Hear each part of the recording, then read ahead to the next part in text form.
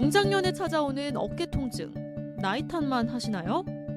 팔을 앞으로 위로 들어 올리기 힘들 때, 머리를 감거나 빗기 힘들 때, 밤만 되면 통증이 밀려와 잠 못 이룰 때, 자가 판단이 큰 병 부르는 어깨 질환. 건강 매거진에서 여러분의 건강 궁금증 모두 해결하세요. 어깨 통증의 원인부터 좀 알아보도록 하겠습니다. 어떤 질환이 어깨 통증을 일으키나요? 네, 50세 이후에 대표적으로 어깨 통증을 일으키는 질환이 있습니다. 바로 어깨 회전근개 파열인데요. 네. 어깨 회전근개란 것은 어깨를 움직여주는 이 힘줄을 말합니다. 이 회전근개 파열은 어깨 힘줄이 노화나 외상으로 찢어지는 질환이에요. 제가 이 그림을 보면서 한번 설명을 드리겠습니다. 네. 그림을 보시면 왼쪽, 오른쪽이 각각 다 어깨 힘줄을 묘사한 그림입니다. 동그란 원안을 보시면 구멍이 뚫려 있어요. 옷을 오래 입으면 옷이 삭아서 거기에 구멍이 뚫리잖아요. 그런 것과 마찬가지로 연세가 한 50세 이후가 되면은 특별히 다치지 않았는데도 어깨 힘줄이 이렇게 찢어지는 질환이 발생합니다. 네. 바로 이것이 회전근개 파열이 되겠고요. 어깨 힘줄이 찢어지는 질환이다 보니까 팔을 움직이거나 올릴 때 아프게 되겠죠.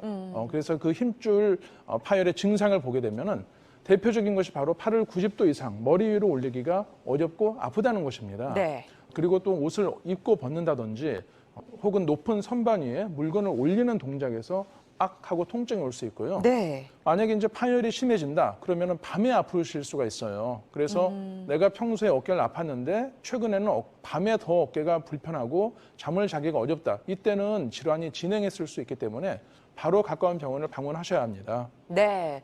자, 이렇게 일상생활에 지장을 많이 주는 회전근개 파열. 자, 그럼 치료를 받아야겠죠. 아무래도 힘줄이 찢어진 거다 보니까 네. 꼬매야 될 것 같은데 네네. 수술을 해야 될까요? 네. 많은 분들이 말씀하세요. 이게 파열이 있으면 그걸 메꿔줘야 되는 거 아니냐. 그렇죠. 옷도 왜 찢어지면 꼬매야 되지 않냐. 이렇게 말씀하시는데요.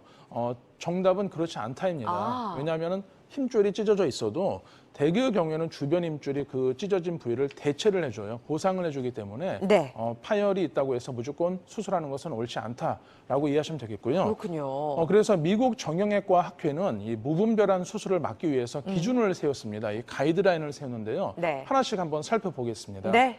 첫 번째는 비수술적인 치료를 했음에도 증상이 1년 이상 계속 지속이 된다. 이때는 이제 수술을 해야 된다라고 하고 있고요. 두 번째는 진단했을 때 파열 크기가 3cm 이상이다. 이 3cm면은 제 손가락 한 마디 정도 됩니다. 이만하거든요. 네. 상당히 크죠. 이런 대형 파열일 때 그리고 멀쩡하시던 분이 젊은 분이 갑자기 외상으로 이제 찢어졌다 하거나 혹은 어깨가 파열이 너무 커서 아예 안 올라가는 분들이 계세요. 이렇게 근력이 심하게 저하돼서 어깨 기능이 완전히 없어졌을 때 이때는 수술을 하라고 되어 있지만 네. 이 외의 대부분의 경우에는 수술하지 않고 먼저 비수술적 치료를 시행을 하세요라고 미국 정형외과 학회는 이 가이드라인을 잡고 있습니다. 그런데 여기서 문제가 하나 있습니다. 네. 대부분의 어깨 회전근개 파열은 그런 말씀드린 대로 비수술 치료를 먼저 시행을 한다 말씀을 드렸는데 수술을 하기에는 좀 대상이 아깝고 비수술 치료, 일반적인 통증 치료나 주사 치료, 재활 치료로는 호전이 되지 않는 경우가 있거든요.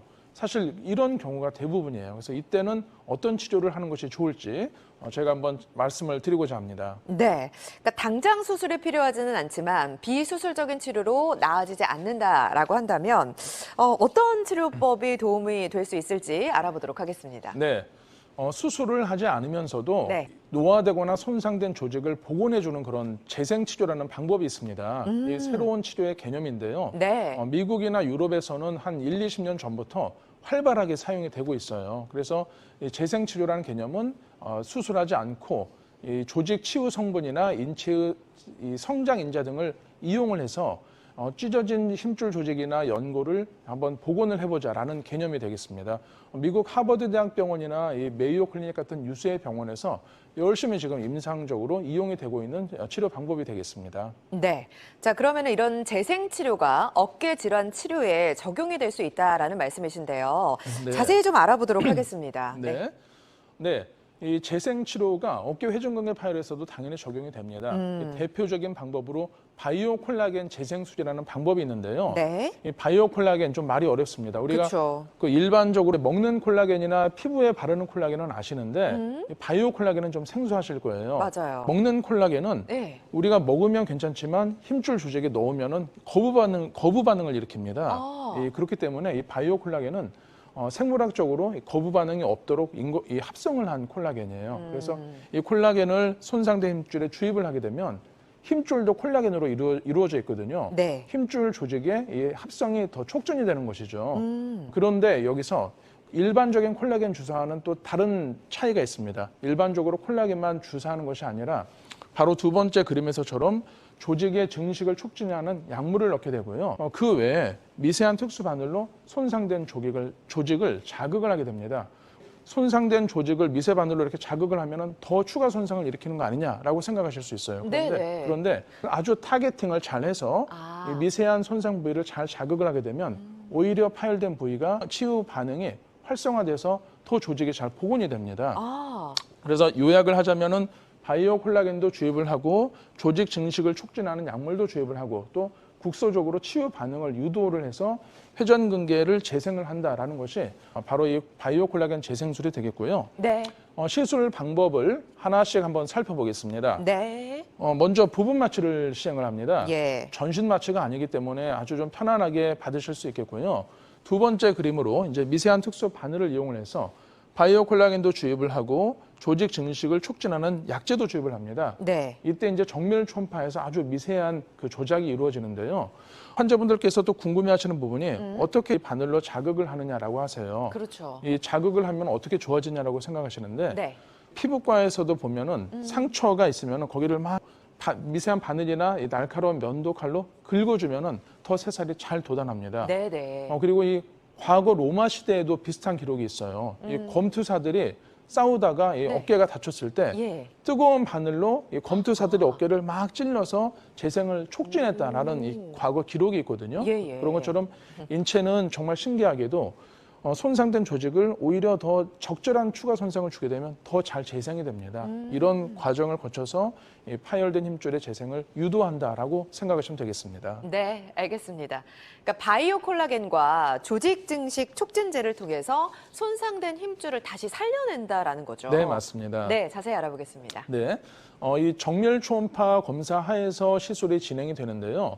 시술이 약 30분 정도면 끝나기 때문에 좀 더 편안하게 받으실 수 있는 장점이 있습니다. 네. 그런데 정밀 초음파에서 이 특수한 바늘이 들어갈 때 엉뚱한 곳에 들어가면 안 돼요. 그렇죠. 지금 왼쪽 그림에서 보시면은 초음파로 파열된 힘줄을 확인을 하는 것이고요. 우측 그림을 보시면 미세한 특수 바늘이 들어가서 정확히 그 파열된 속에다가 이 약제를 투입을 하게 됩니다. 바이오 콜라겐도 주입을 하고 증식 촉진한 약제도 주입을 하고 그 다음 마지막으로 힘줄과 뼈가 부착하는 부착점이 있어요. 그 부위에 특수한 바늘로 자극을 하게 되면 거기서 이제 치유 성분이 일어나는 것이죠. 그래서 오히려 수술보다도 더 정밀한 술기가 요구되기 때문에 반드시 숙련된 의료진에 의해서 시술을 받으시는 것이 좋겠고요. 네. 바이오 콜라겐 재생술은 어깨 회전근개 파열을 수술하지 않고도 이 힘줄 조직을 재생하고 복원하는 방법이 되겠는데요. 네. 바이오 콜라겐이라는 특수 콜라겐을 이용을 하고요. 그 다음에 조직 증식 촉진제를 미세한 특수한 바늘을 이용해서 초음파 유도하에 주입을 하게 됩니다. 네. 그런데 이때 약제만 주입하는 것이 아니라 국소적으로 자극을 해서 조직의 치유 성분이 잘 나오게 해요. 인체에는 여러 성장 인자들이 있거든요. 네. 이 성장 인자들이 그냥 나오는 것이 아니라 정확한 위치에 이 자극을 해야지 이렇게 성장 인자나 성분들이 나오게 됩니다. 이런 모든 것들이 종합이 돼서 찢어진 조직 힘줄을 복원하고 재생을 한다라는 개념으로 이해하시면 되겠고요. 네네. 무엇보다도 부분 마취하에서 시술 후에 당일 퇴원하고 일상생활이 가능하기 때문에 네. 바쁜 직장인들이나 현대인들에게 좀 더 적합하다라고 이해하시면 되겠습니다. 알겠습니다. 서희수 원장과 중장년의 고질병, 어깨, 무릎 통증에 대해서 알아보고 있습니다. 자, 원장님, 만성 어깨 통증의 주범 회전근개 파열이라고 말씀해 주셨잖아요. 또 다른 재생 치료 어떤 게 있을까요? 네. 재생 치료가 종류가 상당히 많은데요. 네네. 골수 자극 재생술이라는 또 방법이 있어요. 한번 살펴보겠습니다. 네. 왼쪽은 정밀 초음파로 부분 마취하고 파열된 부위를 정확하게 관찰하는 사진이고요. 아, 그 다음에 찢어진 힘줄 아래의 뼈에다가 1mm의 특수한 그 바늘을 이용을 해서 미세한 구멍을 뚫어주게 됩니다. 네. 그러면은 오른쪽 그림에서처럼 파열된 힘줄 아래의 뼈에 한 9mm 정도 깊이의 이 터널이 여러 개가 생기게 돼요. 그럼 이 뼈에서 골수가 몇 개월에 걸쳐서 스물스물 흘러나오면서 골수에 있는 치유 성분이 조직 치유를 돕는다. 그래서 찢어진 회전근개의 재생도 돕고 재파열도 방지한다라는 개념이 되겠습니다. 네. 자, 골수 치유 성분을 통해서 또 근본적인 치료가 가능할 것 같은데요. 시술 과정도 자세히 알아보겠습니다. 네, 이 골수 자극 재생술은 내 몸의 골수에 있는 치유 성분이 찢어진 힘줄로 흘러나오도록 해서 네. 파열된 조직이 잘 좀 붙도록 한다라는 개념으로 이해하시면 되겠고요. 네. 이 골수 자극 재생술의 사진을 아주 원래는 미세한데 크게 확대를 해서 봤습니다.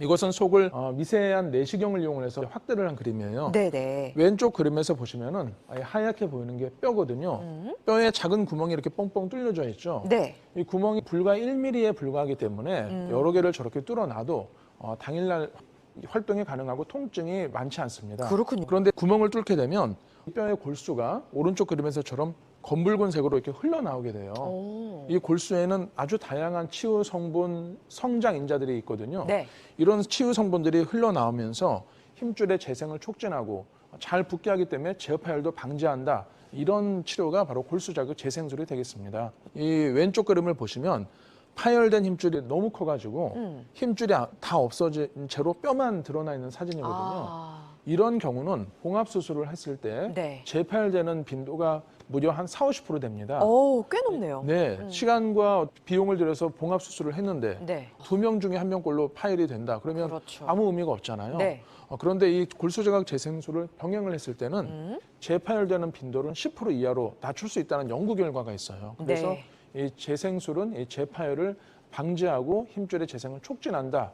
이렇게 이해하시면 되겠습니다. 중요한 포인트네요. 네. 그러니까 재생을 할 뿐만 아니라 재파열도 막는 골수 자극 재생술 특징을 정리해 보도록 하겠습니다.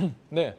회전근개 파열에서 가장 문제가 되는 것은요, 바로 재파열입니다. 네. 아무리 꼼꼼하게 봉합을 하고 치료를 해놨어도 이 찢어진 부위가 도로 끊어지면은 그야말로 도로암이 타버리잖아요. 그렇죠. 그런데 이 골수 자극 재생술은 내 몸의 골수에 있는 치유 성분이 흘러나오도록 해서 이 힘줄을 뼈에 붙게 하는 겁니다. 그래서 무엇보다도 튼튼하게 이 재생을 더 이룰 수 있는 장점이 되겠고요. 네.